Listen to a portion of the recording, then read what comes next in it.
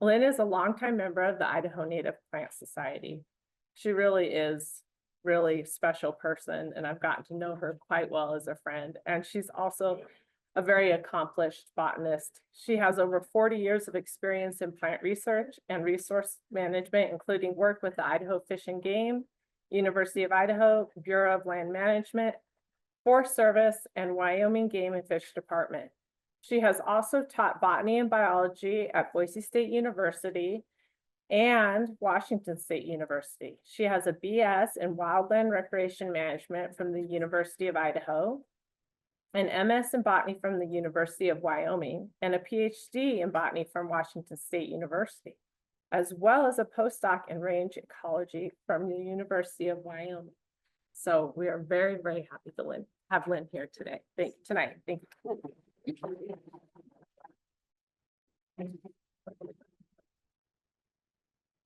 Thanks, Carrie, for that nice introduction. I appreciate the chance to talk with you all tonight about the two gardens at the Nampa Fish and Game office on Eastgate Drive or Eastgate Boulevard, I guess it is. I became involved in these projects about 4 years ago when I was working in that office. Good now? Okay, thanks. I became involved in these two gardens about 4 years ago when I was working in that office. I'm in a different office now and not as directly involved, but I do volunteer there occasionally. And tonight I'm talking with you in my capacity as a volunteer and a fellow INPS member rather than a Fish and Game employee. Is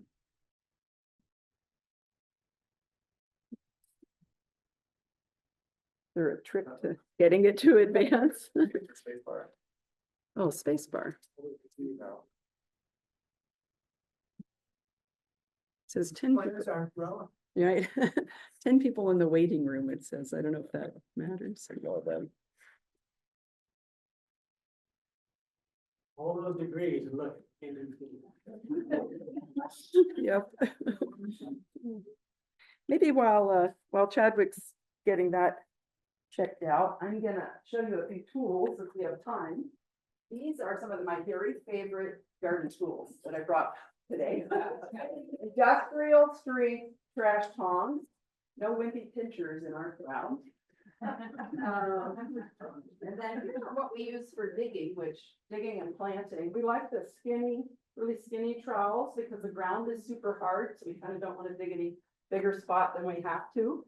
And we have a scooped trowel for getting the soil out. And then some people prefer the hori-hori, especially for weeding. If you get one of these, I see several heads nodding. I've not used one until the master naturalist introduced me to them. If you get one, be sure to get one with a hilt so that when you stab it in the ground, your hand doesn't go down on the blade. I know something happened to one botanist.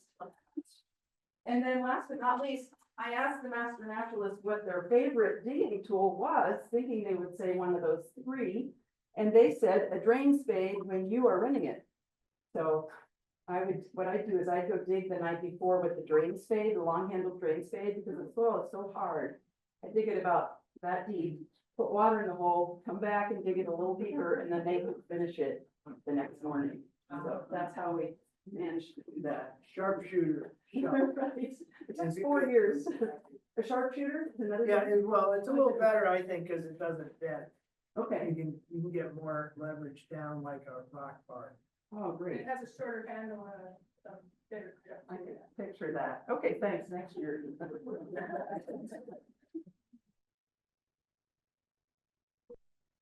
I want to start off by acknowledging Idaho Native Plant Society and especially the xeric grant that you heard mentioned earlier, the Education Research and Inventory Grant. They provided funding that covered much of the signage you'll see in the front garden.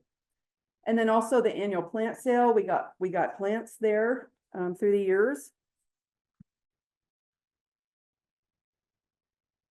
I also want to acknowledge many members of the Native Plant Society and others listed here who gave me advice when I was starting, because we were starting basically from a blank slate, and I didn't have a ton of knowledge on this subject. I did about the plants, but not necessarily about planting and landscaping. So I see Ann DeBold sitting back there and several others here who have helped. Then we got plant-related donations from the Native Plant Society, or Native Plant Society members, not the Plant Society per se, but people like Beth Corbin and Carrie Papani, who went and dug plants out of their yard and said, here, I don't need this anymore, you can have it. And Peggy Faith, who donated some plants to us, and others who donated materials. Idaho Master Naturalist also grew quite a few plants from seed, as did Sean Finn and Tricia Matthews at the Treasure Valley Native Plant Network. They have an army of volunteers who sow seeds and grow plants for restoration, planting, and occasionally projects like ours. Then Arbor Safe Tree Service donated the wood chips. You'll see mounds and mounds of wood chips. I want to acknowledge my colleagues at Fish and Game, especially the regional supervisors who supported us in this effort, and our initial landscape committee, who's led by Brad Lowe. He's really taken the lead out front in the front garden, and then I've taken the lead in the back. So. And then last but not least, the Idaho Master Naturalist. How many of you are Master Naturalists? Good, about 8 or 10 in here, and I'm sure more online. Wonderful. Well, we have had so much wonderful support from the Master Naturalists. Some came only one time just to learn about the garden and help that morning, and some have come over the whole 4 years that we've been working. So really appreciate it. And then we've had a few other volunteers listed at the bottom who weren't Master Naturalists, but whose help was also appreciated. The project began in a way when the Southwest Regional Office opened in 2019. There wasn't much in the way of xeriscaping, except for this little bed to the left of the front door that had lavender, and it often had pollinators on it, domestic honeybees and native pollinators also. It had the lavender, and the spirea was about it that was kind of specifically xeric and for pollinators. And the rest of the facility, other than a few traffic islands, the rest of the landscaping was mostly lawn. Flat lawn without much structure. This is the front. Wildlife. Yeah, right. Maybe for geese. Yeah. This is to the right of the front door. So as the public walked in, this is basically what they would see, this really flat area without much structure. There was some almer maples on the left. You can see that we're struggling. And then we had, for structure, we also had this lovely feature. The electric box. We thought maybe we can divert some attention away from the electric box. There was grass all around and lawn all around, except on the back ditch behind the parking lot. Back there, it was a sea of weeds, or a forest of weeds, maybe it's a better word. You can see a little bit has been knocked down in the foreground, but basically for 600 feet, it was solid weeds like that. And they would often fall into the ditch and kind of clog the irrigation return ditch that was back there. So we thought we needed some ideas about what to do better. So we got this committee together. Carrie arranged a garden tour day, and we went to quite a few gardens around, as many as we could get to in, say, a short day. One of which was, we started at the Garden City Library, which the Chinden gardeners have had a big hand in. And we were just trying to get ideas about what we could do. And so you'll see some of the elements in these various gardens that we later used, like the curved path here with the bed in the middle. And we really liked some of the features. We didn't necessarily use these, but these are some I really liked. This is a bee hotel from the back side. I'm not sure why I didn't take the picture of the front side. But and a water feature that they had for bees, which I think was fed by irrigation. It seemed like the irrigation line or the sprinkler filled that. Had very shallow water for pollinators. And then I really like their edging, which we haven't had a chance to use yet. We ended up going with a different kind. But just at each place we went, we would get ideas like that. And so if you're contemplating a garden like this, I really encourage you to go check out some of the ones around the valley. I'll have a list of some other ones too. Dragon Wing Farm has a big demo garden. We went there next. Yeah, this was during the pandemic, first year of the pandemic, I believe. And even though we were there in October, Diane still had things blooming. So like the hummingbird trumpet in the upper right-hand corner there, the Zauschneria. And we could certainly get great pictures in our mind for structure. At the Foothills Learning Center, there was a dry stream bed, which I would still love to put in. We didn't use this, but we have a good place we could. There. Out at Foot Park, which I know some of you have worked on, we got some good ideas for benches. And the stone that Michael's sitting on there, and more of a more structured bench, shall we say. It might be options that would fit in our garden. When you see how it worked out, you'll see that. At Hawthorne Elementary School, we saw these wonderful planter boxes, which we did copy. The Botanical Garden, both the Firewise Garden and the Lewis and Clark Garden, gave us some ideas. I just put this one in here to talk about different substrates. It's very common to have, say, a path of one substrate and some kind of decomposed granite or something around the plants as a mulch around the plants. So that's what's going on there. And that gave us the idea to at least have one garden bed that would feature craters of the moon and use cinders. And then our other bed, like Snake River Plain, would use the decomposed granite. And also just a different type of edging there. We also went, in addition to the tour, several of us went to gardens on our own and photographed features that we'd like. And these were some signs, like at the Boise District BLM and the MK Nature Center, that had signs we liked. And here's a few other gardens in case you want to go see some of these places around the valley. I didn't find a lot in Nampa, in the Nampa area, but there was College of Western Idaho campus and Deer Flats Visitor Center. Some were native, some were xeric. Almost all, I think, had a pollinator focus. So what we decided to do was in the front yard, in that big stretch of lawn, we thought we wanted to put in an educational native habitat garden. Many of the people who come through the front door are coming in to buy their hunting and fishing licenses or take their child to hunter ed class. And so we wanted them to be able to see things that they could use, things that they would see, plants that they would see when they were out hunting and fishing or recreating, and plants that were important for wildlife too. So we talk a little bit in our signage about wildlife habitat. We wanted to show plants that they could use on their own property. And of course, we wanted to be native and xeric, just given our area. In our group, we didn't have much design expertise. We had a lot of plant knowledge, but not design expertise, as I mentioned. But Kelly Smith, a College of Western Idaho horticulture student, had a lot of experience, and she did her business practicum with us. So in one spring semester, she got all the information on plant materials and that kind of thing, and put it all together. And CWI did have this program, and I assume still does. So if you have perhaps a business where somebody like this might be involved, you can see about getting a student. So she did a professional drawing, which I have up here. I have the key up here. She had the irrigation drawing and the whole 9 yards. So it's really great. And then about 3 weeks later, it looked like that. I mean, 3 years, 3 years.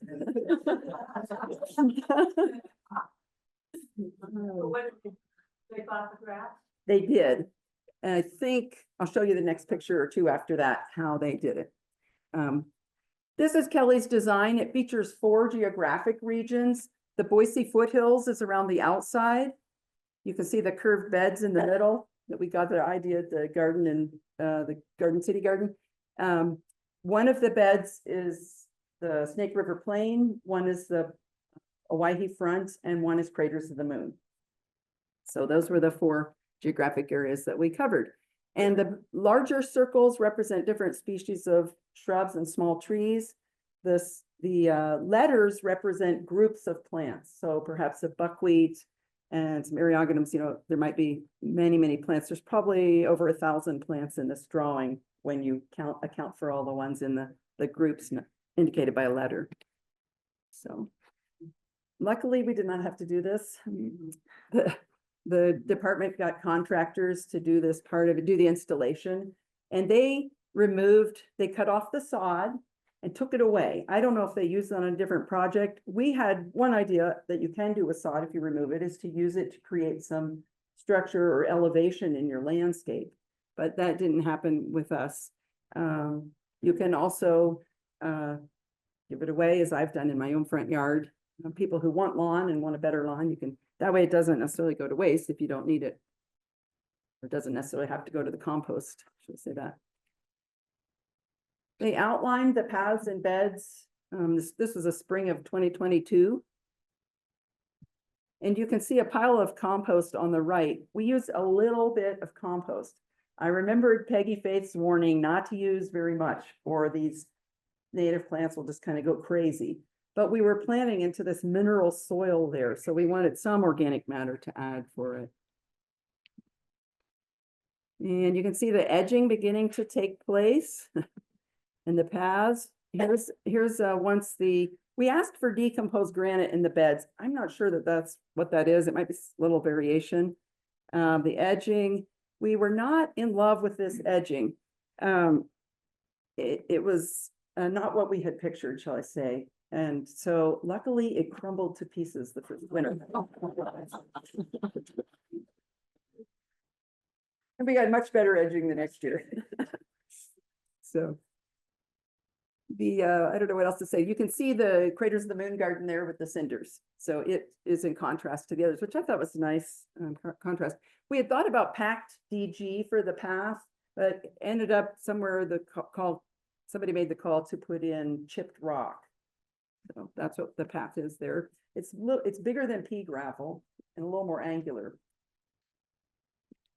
which looks okay. We had the first blooms in the spring of 2023 in this garden. One of my favorites was the streambank hollyhock, and I love the Monroe's globe mallow as well.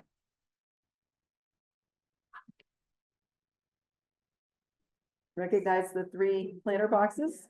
Thanks to Hawthorne Elementary School, we got that idea. And Brad planted them. He has 2 forb beds, one on the beginning and the end, and then grasses in the middle of those.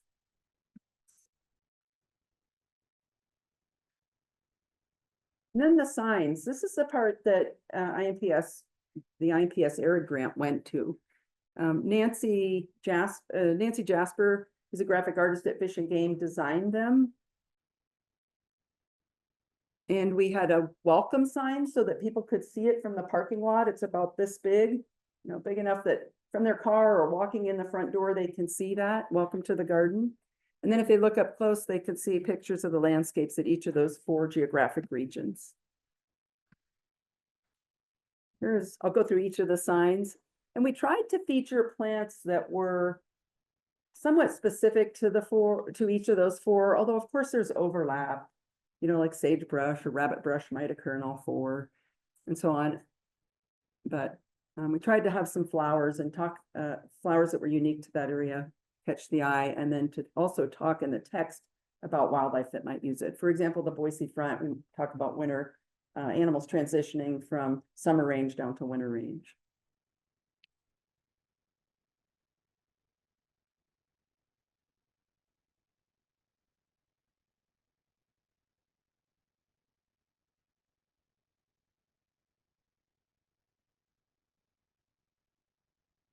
Those are the 4 signs. And this is how they were put together. You can see on the right how they're bolted together if you're interested. I never paid attention to interpretive signs, but now I run around always looking at the back of them.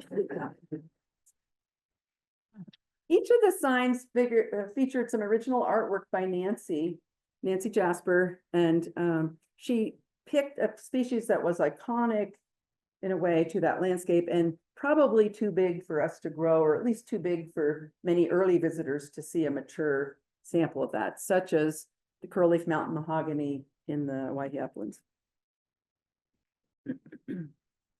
We also had these mini signs made for people who basically come in the back of the loop. If they don't go in by the welcome sign, then they won't, if they don't go in at the welcome sign, they won't see the interpretive signs basically until they get kind of around the loop. So we wanted a little mini sign to at least differentiate the 4 gardens.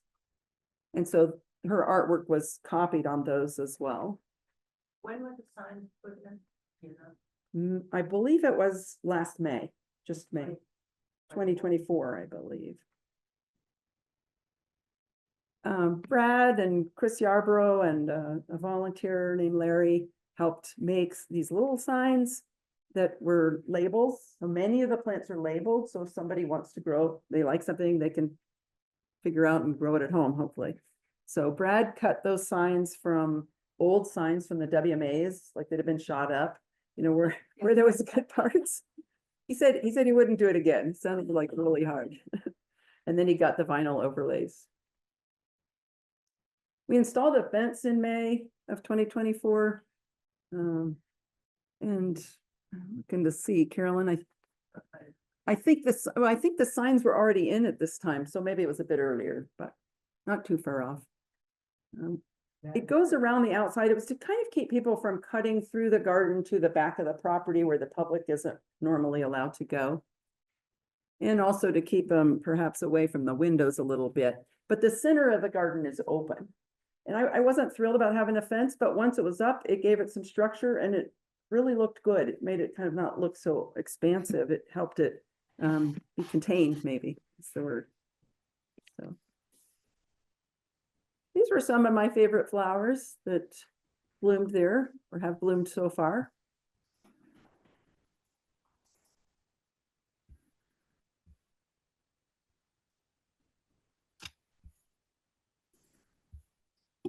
There are many species of penstemon in the front garden and the back garden, and so I didn't label them, but just penstemons as a group did really well, as did asters and erigerons.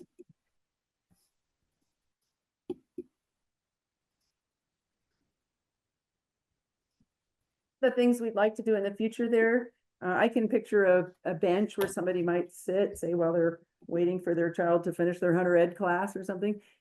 So we're thinking about the rock that I showed you out at Foot Park or something like that. If you have something like this sitting in your backyard that you don't need, maybe we would have a place for it in the garden. And if you have a big Doug fir log in your backyard, we could use that too. We know we'll never be able to grow a Doug fir there. So I thought it would be cool if we could get maybe a smaller Doug fir log and just lay in there somewhere for a little bit of structure. Likewise, Western juniper in the Owyhee upland bed, I think would look really nice. Well, I'm going to leave the front garden now and go to the back garden.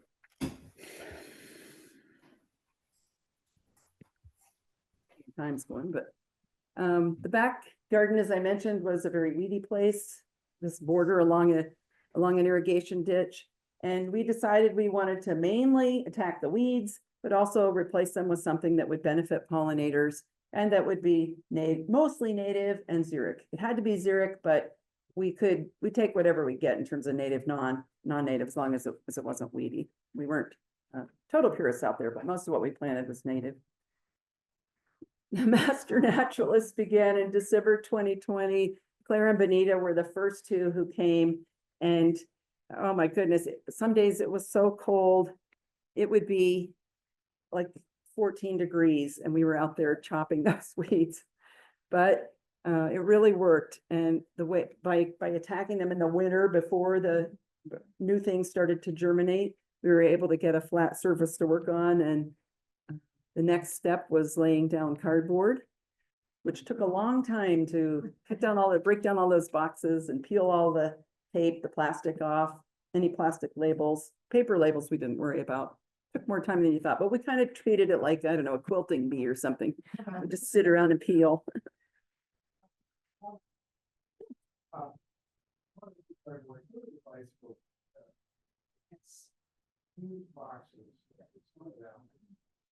Great suggestion. The suggestion was go to the bicycle place. I wish I had talked to you 3 years ago. So we were trying to shingle all these little, boxes about this big. So all total, it was, as I said, 600 feet long, 8 feet wide, which came to 5,000 square feet. Yeah, we weren't able to put cardboard on the bank because of course the mulch would just have slid right off. So what we've done there has either been hand pulling or just kind of letting some native things come along. The amount of, after the first day, we had to get new tires on the garden cart and the wheelbarrow because of the goat heads. They ruined the tires. Arbor Safe donated 90 cubic yards the first year, and that was about this deep. Just enough to keep the cardboard from blowing away, 5 or 6 inches deep. But over the preceding winter, or the next winter especially, it kind of packed down. So we had to add 30 more cubic yards the next year. Then we skipped a year and we kind of did a refresh this past year with 30 more. You can see on the right how we planted. I didn't want to like dig a whole area or plow anything because I knew the seed bank was so high there. So we just tried to dig out holes. We cut a hole in the cardboard, dig right into it. Now that the cardboard's kind of disintegrated, we just rake the mulch back and plant, dig the holes, but we don't try not to disturb the whole area of soil. We watered by hand back here, just using the water that I would bring from home. We'd empty these jugs into a 5-gallon bucket and use a cottage cheese container and water by hand. It was easier than anything else we could think of, like dragging a hose clear from the building or something. So.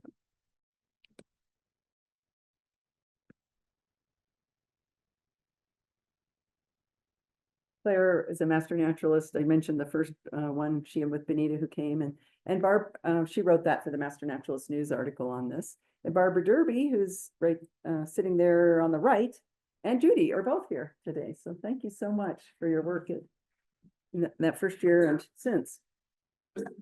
Planting away.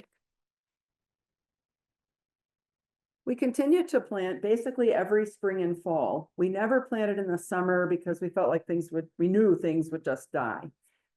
Even June was kind of pushing it, but we would water a lot for things we planted in June so that they could make it on through the summer. Oh, there's Juliet and Seth too, right back there. There you go. By the end of the second summer, it was really starting to look more like a garden. Unless like a, I don't know what, scorched earth landscaping or something. Wow. Yeah. This past summer, it looked as obviously the best as things got bigger and bigger, and we've continued to plant. We planted a bunch more, over 100 plants in the fall.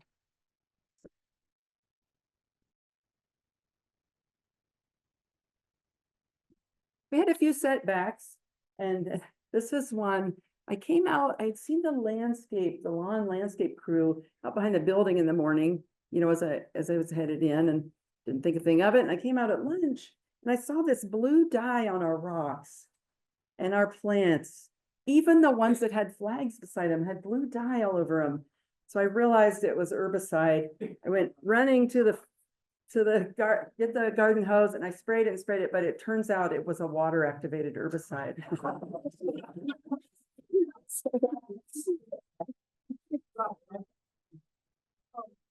So we had to give up on that spot. We didn't plant there for 3 more years.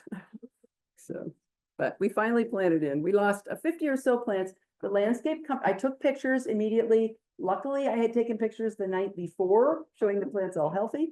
And then the landscape company did end up paying for our plants and the volunteer time, which I appreciated. So. Another thing that I didn't foresee was here we're planting grasses along the top edge of the ditch. And there was nothing there at the time we planted. This was April. I don't have the data, but this was April. And as soon as the water came in the ditch, about 3 weeks later, the horsetail just took over that whole area. And it was amazing. Horsetail, a native plant, but it can be pretty weedy and it's rhizomatous. And so it ended up choking out quite a few of our plants there, unfortunately. Finally, I just gave up and turned that patch over to the horsetail. As I mentioned, we continued to plant each spring and fall. We grew some of our own plants from seed, which you can see on the right here. And refreshed the mulch as it needed it.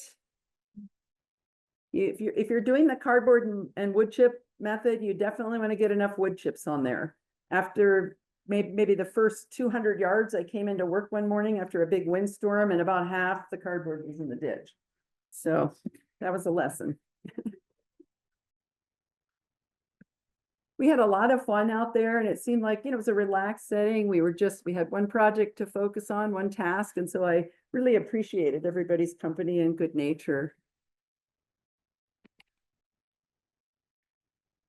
May 2023, yeah. We have not been able to plant the whole stretch. So you see on the right-hand side of the path where there's a gap, and some of that was where the herbicide was, and some we just haven't gotten to yet. So we're continuing to fill that in.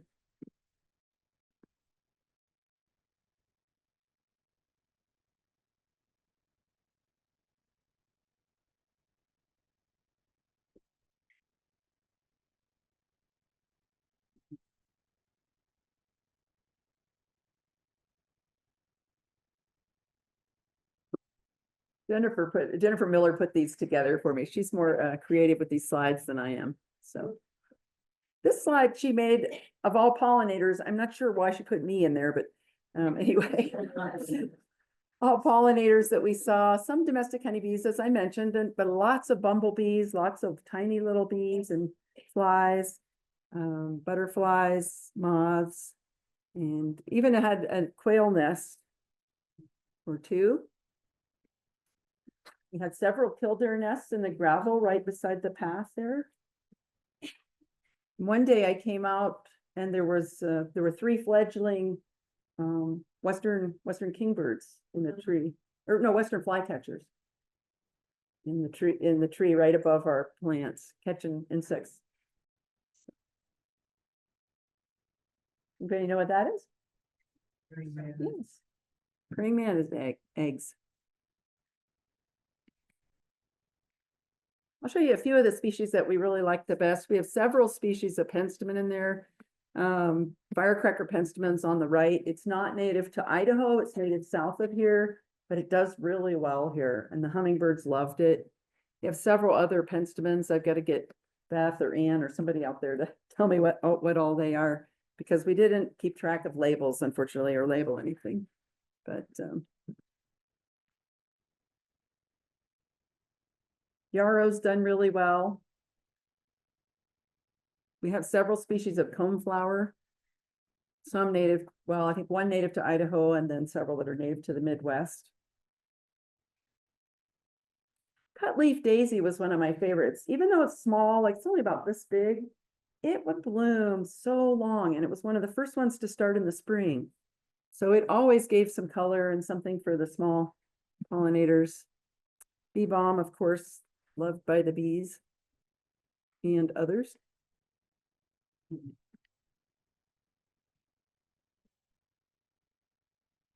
Chocolate flower, this picture doesn't really do it justice, but it's also one of my favorites. When it's all yellow, these mounds of yellow are really showy. And then once the fruit sets, it has these green, they almost look like green eyes. Well, and green eyes is one of the names for this, but that where the seeds form that are really attractive too. So it's has a nice look to it all through the season.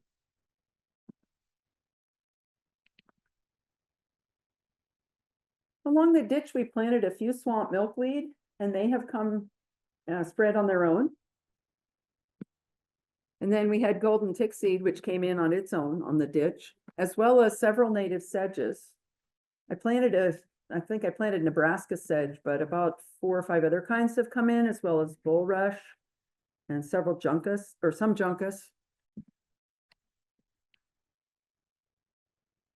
People always ask where we got our plants. I mentioned a little bit at the beginning, some of the donations, but we also bought some plants. Most of the back ditch was donations. Most of the the back garden was donations, and most of the front garden was purchased.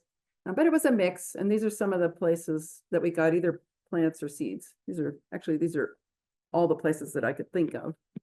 We had a lot of buckwheats in the garden too. They've done really well in this habitat without supplemental water. We supplemental watered things the first year or so, and then they were on their own after that, pretty much. I thought I'd talk about or discuss a few planting tips. What time is it? How are we doing time-wise? 7:45? Oh, good. Good, we have good time. I didn't want to necessarily put together slides for all this, but I just wanted to talk about some of the things we found. And I put my notes up over here.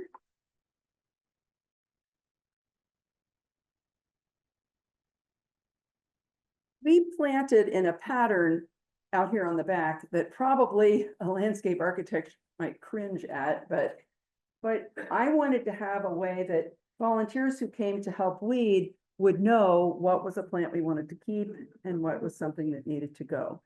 And so we planted in this zigzag pattern. And we outlined it with rocks that we found on the site as we were digging out the holes. We also planted in depressions, and these are a little bit deep, I think, but the purpose of that was so that when we would go down the line with the watering, you know, we were only there maybe for 1 or 2 passes on a morning. And so we wanted we wanted to get enough water on each individual plant that it would sink in, not just a little bit that would run right off and the plant wouldn't go to it. So we planted in these depressions. And I've also seen people use, in fact, I came to a talk here where someone used red Solo cups that they got after a party. They saved those up and put holes in them. Oh, that was you. Okay, great. We graduated to yogurt containers with a pinhole in the bottom. So each plant gets a quart of water in about 20 or 30 minutes. Okay, the larger yogurt container with the Yeah. pinhole, the quart container, that's a great idea. They wouldn't blow away as easy as the red Solo cups, I suppose. Great. But the beer cups were free. Good. Another thing we did is we planted or we watered immediately as we planted these things because they weren't very big. You know, many were from containers, so about that long and an inch or so in diameter. If you water them right away and get water on the leaves, that will help shut down transpiration so you don't have as much transplant shock. We planted in the morning, you know, in the cool of the day. We, as I mentioned, did not plant in July, August, September, early September anyway. And sometimes I would always check them the next day, even if I didn't intend to water until second day after. But occasionally I would see where the soil had settled and left the plants kind of high and dry, see there? Or sometimes the reverse would happen. There'd be soil would settle and the wick from the container, you know, the soil of the container would be sticking up in the air. And that's also going to be a wick that will dry the plant out. So it definitely pays to go back in a setting where you can and check for those kinds of things. Let's see, a few other planting tips. Plant them upside up, right? Oh, yes, definitely. Plant the top up, try to plant it at the soil at the level where it was in its growing pot or container, and make sure the root goes straight down. We don't want to J-root them. We watered often for the first few weeks because it's trying to support this upper plant, you know, this transpiring and its roots aren't very established yet. So also we're planting in these holes. We're not watering the whole landscape. And so water's kind of wicking out from the hole, if you can picture that, and drying out the plant, the dry soil around the hole. So we water as much as we could in the first few weeks. And then in the summer, anything new that year, I would water once a week just to increase our chances of it surviving. But by the second year, as I mentioned, pretty much on its own. This soil was really compacted. It was an old farm road before the building was built there. And so that's why we had to dig the holes ahead of time. Excuse me.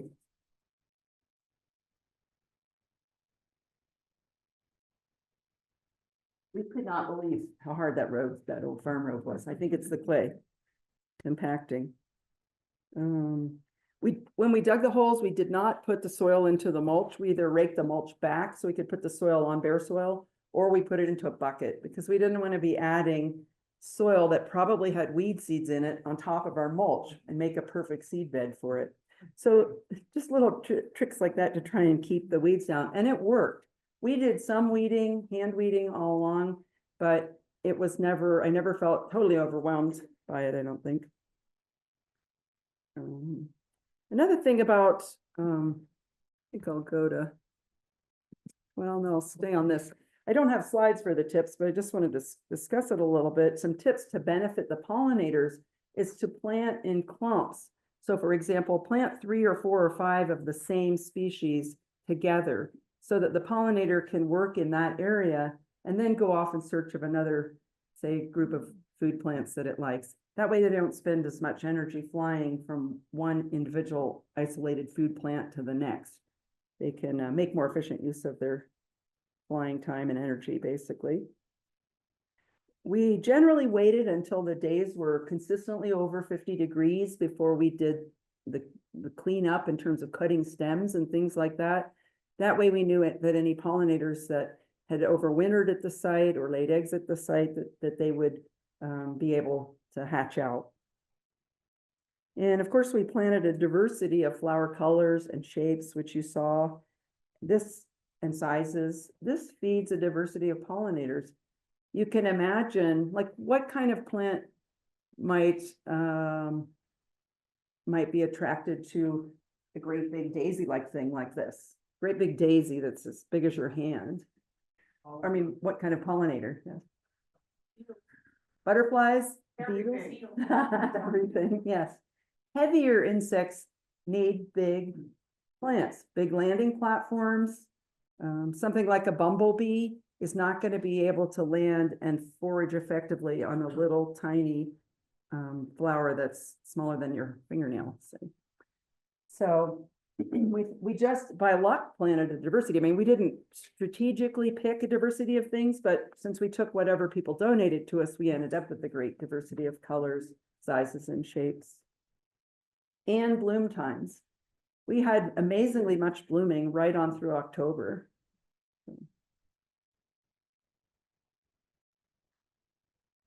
You have other tips? Anybody else have other tips for that?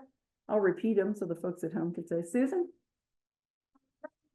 Or like on your bank, if you had some old carpet, that's a really good thing to put down, if you can find one that's natural fibers. And the carpet we took out of this room initially, we've used it in gardens, I still have it rolled up out back. And it's I think it was wool, I don't know, but anyway, it's really good. Oh, that's excellent. So instead of using the cardboard and wood chips, or you can use newspaper and wood chips, but Susan's suggesting an option is a natural fiber carpet. That's on contours too, so you can, like, you have a problem with the banks, that would have been a great place for carpet rather than cardboard. That would have, yes, I should have thought of that. Another thing we considered but didn't get around to doing was clear plastic or black plastic, which would work the same way, but then you have all this plastic. So I like your carpet idea a lot better. Yeah, that's great. Roger? Use landscape staples for the cardboard rather than using just the weight of the mulch. Okay, landscape staples to hold that cardboard on the slope. That's Yeah. great. Yeah. Pardon, Helen? In In the corners. Yeah. Yes. That's a good idea, especially if we had gotten the big cardboard boxes from the bike store. Oh, no, make sure the bark is big, it's gonna go away. And there's some they sell at one place down in Eagle, it's called walk-on bark. And it's more shredded, and it starts locking in over time. Okay, so don't get the walk-on bark, get the bigger Oh, chips. you can use Oh. walk-on bark. It's down and it won't blow away. Oh, okay, good. So make sure the wood chips are big enough or heavy enough. Yeah.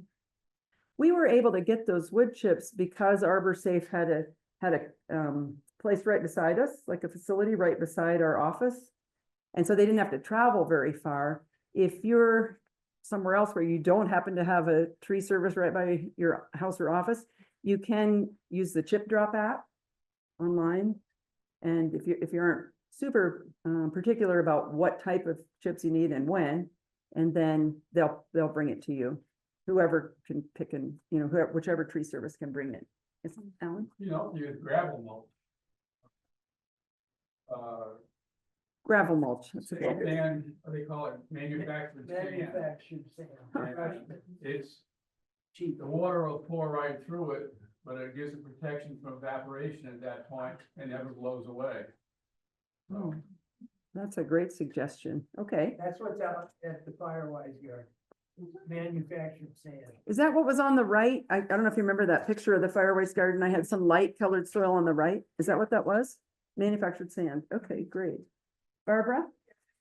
Yeah, I understand for the starting point, the most is important, Mhm. but even, you know, early on down the line, definitely, you also want some place to prepare ground with no mulch, because the ground nesting bees absolutely need that. Yeah. And that's one of the disappearing habitats. Great. Well, Barbara's, for those of you at home who might not have heard, Barbara's pointing out the importance of bare soil for ground nesting bees. And luckily, I think there was plenty of that on the bank. I think- One thing we have been very conscientious of both out front and out back is the aesthetics. And especially if you're in a neighborhood or someplace, I mean, we don't want people to get a kind of a bad opinion of native habitats. So we try to keep it looking tidy.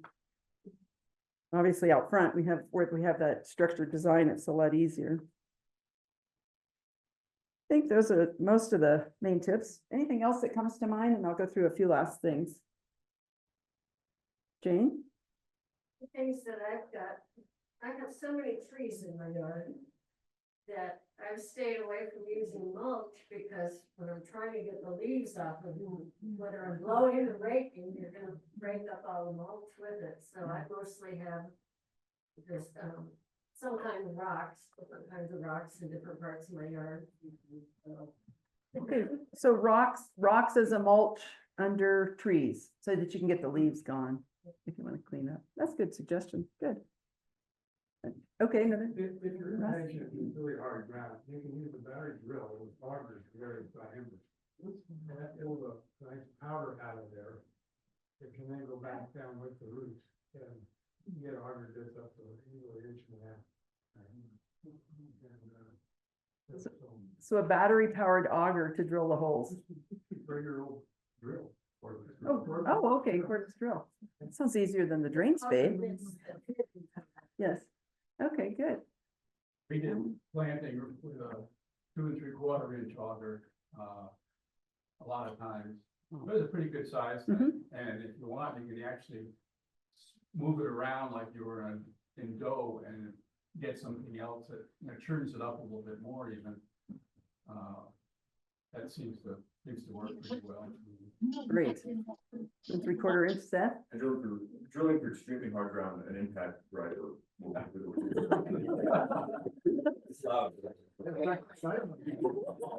Impact driver and the 2 3/4 inch power drill. All right.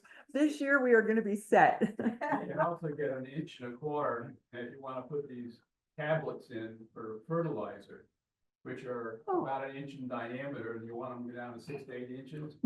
Trying to put something down 6 or 8 inches with a trowel is a real pain. You can't get the dirt out without widening a big hole.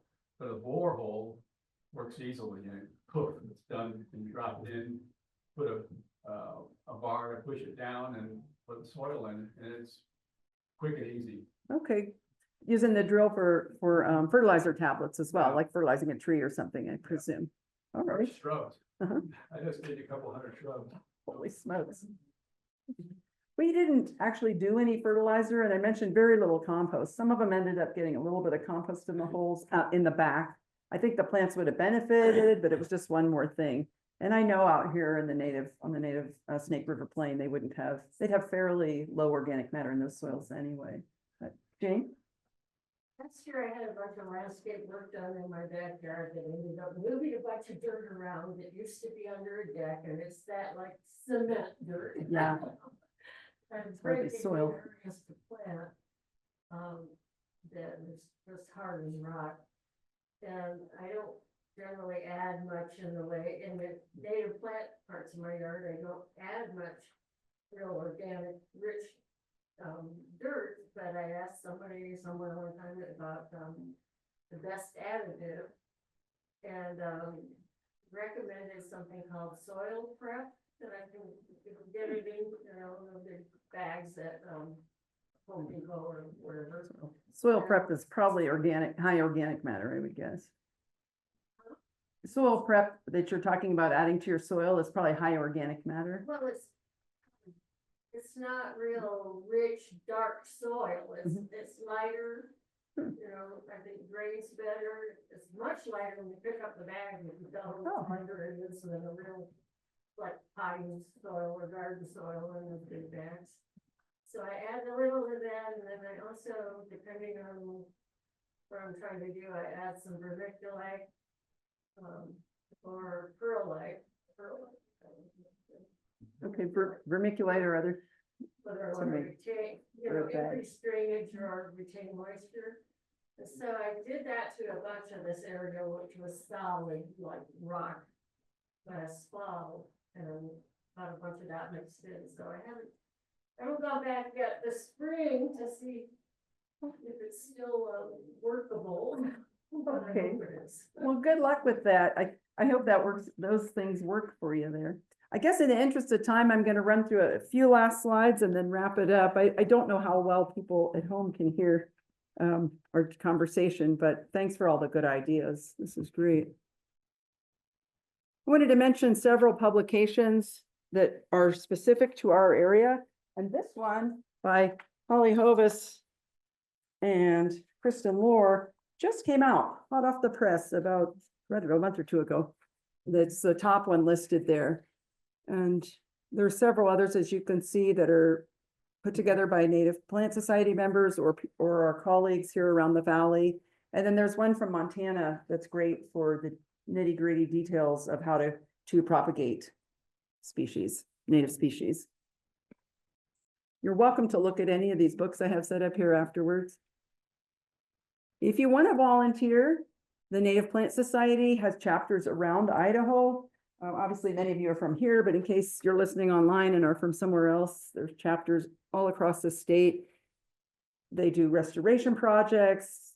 Different chapters do different things, but some do plant sales, hikes, field trips, botanical foray that they're involved in the summer. We have a wildflower show here that Barbara leads on Mother's Day. And we have our annual meeting that you heard Carrie talk about, as well as the Rare Plant Conference. So lots of great things to learn from Native Plant Society. Idaho Master Naturalists that I mentioned is a program based here at Idaho Fish and Game. And they also have chapters around the state. Training and volunteer opportunities of all kinds, not just native plants. Fish and Game also uses volunteers for restoration, and you can find out about that online. And then the Treasure Valley Native Plant Network that I mentioned has an army of volunteers planting, both planting in the greenhouse and planting in their Boise Rewild project. And I guess that's it. We'll wrap it up there.